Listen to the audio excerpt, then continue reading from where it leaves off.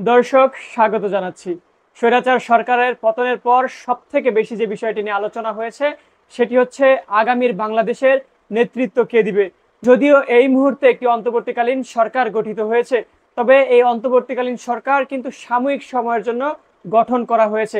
একটি সুষ্ঠু নিরপেক্ষ নির্বাচনের মাধ্যমে তাদেরকে কিন্তু ক্ষমতা হস্তান্তর করা হবে। দর্শক, এদেশের মানুষ যেমন আওয়ামী লীগ সরকার উপর বিরক্ত, ঠিক একইভাবে বিএনপির শাসনামল তারা দেখেছে, তারা কিন্তু বিএনপির শাসন ব্যবস্থার উপরেও ক্ষিপ্ত রয়েছে।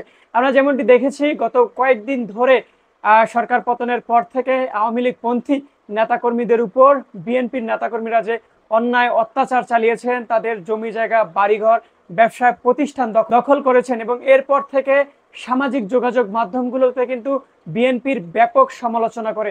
এছাড়াও এদেশের তরুণ যে প্রজন্ম রয়েছে, তরুণ প্রজন্ম কিন্তু আওয়ামী লীগ, বিএনপি, জামাত জাতীয় পার্টি ছাড়া নতুন রাজনৈতিক প্ল্যাটফর্ম খুঁজছে। তারা যেমনটি বলছে, তারা পুরাতন যে রাজনৈতিক দলগুলো রয়েছে তাদের মাধ্যমে নতুন আগামীর বাংলাদেশ বিনির্মাণ করতে চায় না। দর্শক, এখনকার প্রজন্ম নতুন একটি রাজনৈতিক সংগঠন চায়। দর্শক, পুরাতন যে রাজনৈতিক দলগুলো রয়েছে তাদের মধ্যে ক্ষমতা দখলের একটি মনোভাব রয়েছে। দীর্ঘ 16.5 বছর আওয়ামী লীগ সরকার যেমন এদেশের মানুষের উপর অন্যায় অত্যাচার নির্যাতন চালিয়েছে, ঠিক একইভাবে এদেশের যে বিরোধী রাজনৈতিক দলগুলো রয়েছে তারা কিন্তু এদেশের জনস্বার্থে কোনো কাজ করতে পারেনি। স্বৈরাচার সরকারের পতনে তারা কিন্তু জোরালো ভূমিকা পালন করতে পারেনি। তারই ধারাবাহিকতায় এই মুহূর্তে দেশের তরুণ প্রজন্ম একটি নতুন রাজনৈতিক সংগঠনকে দেখতে চাচ্ছে, যারা পূর্বের সকল অনিয়ম দুর্নীতিকে ভেঙে ফেলে নতুন একটি সুখী সমৃদ্ধশীল বাংলাদেশ গঠন করবে।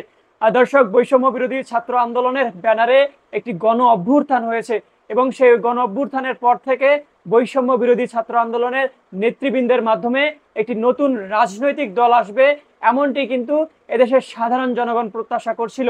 এছাড়াও আমরা যেমনটি দেখছিলাম বেশ কয়েকজন সমন্বয়ক, বিশেষ করে সার্জিস আলম যেমনটি ঘোষণা করছিল, তাদের মাধ্যমে নতুন একটি রাজনৈতিক দল ঘোষণা হতে যাচ্ছে। তার এই বক্তব্যের পর থেকে কিন্তু সামাজিক যোগাযোগ মাধ্যমে এই বিষয়টি নিয়ে ব্যাপক আলোচনা সমালোচনা হয়েছে। তারই ধারাবাহিকতায় আজকে কিন্তু আন্তর্জাতিক সংবাদ মাধ্যম রয়টার্সে একটি সংবাদ প্রকাশিত হয়েছিল, আর যেখানে বলা হয়েছে বৈষম্য বিরোধী ছাত্র আন্দোলনের সমন্বয়কদের মাধ্যমে আগামী 1 মাসের মধ্যে একটি নতুন রাজনৈতিক দল ঘোষণা হতে যাচ্ছে। দর্শক, এদিকে রয়টার্সের এই সংবাদকে ভুল বলে আখ্যায়িত করেছেন বৈষম্য বিরোধী ছাত্র আন্দোলনের অন্যতম সমন্বয়ক নাহিদ ইসলাম। নাহিদ ইসলাম তার ফেসবুক পোস্টে লিখেছেন, রাজনৈতিক দল গঠন আমাদের গণ অভ্যুত্থানের অভিমুখ না। এই মুহূর্তে প্রয়োজন অভ্যুত্থানে আহত ও শহীদদের পরিবারের পাশে দাঁড়ানো, নতুন করে দেশ গঠন, সংস্কার ও অভ্যুত্থানের স্পিরিট ও জাতীয় ঐক্য ধরে রাখা। ছাত্র জনতা ও অন্তর্বর্তীকালীন সরকার সেই লক্ষ্যে কাজ করবে। তিনি বলেন, ফ্যাসিবাদী ব্যবস্থার বিলুপ করে নতুন রাজনৈতিক বন্দোবস্ত আমাদের এক দফার অংশ ছিল। সেজন্য বিস্তর কাজ ও রাজনৈতিক কার্যক্রম প্রয়োজন। জনগণের সঙ্গে আলোচনা ও সংলাপের মাধ্যমে আমরা ভবিষ্যৎ বাংলাদেশের রূপরেখা প্রণয়ন করতে চাই। রাজনৈতিক দল গঠনের পরিকল্পনা নেই উল্লেখ করে তিনি বলেন, ছাত্র জনতা অভ্যুত্থানের স্পিরিট রক্ষায় সামাজিক রাজনৈতিক শক্তি হিসেবে কাজ করবে। সরকার জনগণের আকাঙ্ক্ষা অনুযায়ী রাষ্ট্র পুনর্গঠনের লক্ষ্যে কাজ করবে। দর্শক, যেমনটি আমরা দেখছিলাম সমন্বয়ক নাহিদ ইসলাম যেমনটি বলছে, এই মুহূর্তে তারা রাজনৈতিক দল গঠনের পরিকল্পনা করছে না, তারা এই মুহূর্তে রাষ্ট্র সংস্কারের দিকে ফোকাস দিতে চাচ্ছে। এছাড়াও আন্দোলনের সময় যে সকল শিক্ষার্থী আহত হয়েছে, নিহত হয়েছে, তাদের পরিবারের পাশে দাঁড়িয়ে এই মুহূর্তে তাদেরকে সহায়তা করতে চাচ্ছে।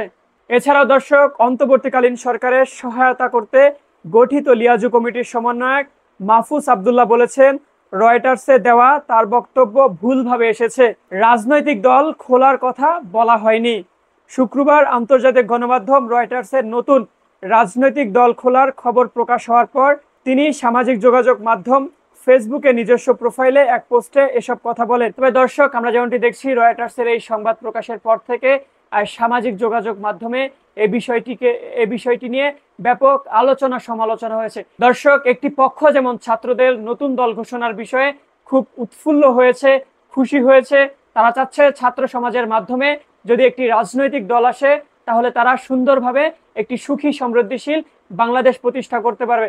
তবে অন্য একটি পক্ষ যেমনটি বলছে, ছাত্ররা এই মুহূর্তে রাজনৈতিক দল খুললে সেটি প্রভাবিত হতে পারে। ছাত্রদের পক্ষে রাজনৈতিক দল খোলা বোকামি হবে, এমন একটি মন্তব্য কিন্তু সমাজের একটি শ্রেণী করছে। তবে দর্শক, আপনারা কি মনে করছেন এই মুহূর্তে বৈষম্য বিরোধী ছাত্র আন্দোলনের ব্যানারে নতুন একটি রাজনৈতিক দল আসলে বাংলাদেশের জন্য সেটি কতটুকু সাফল্য বয়ে আনবে? আপনারা অবশ্যই আপনাদের মতামত প্রকাশ করবেন।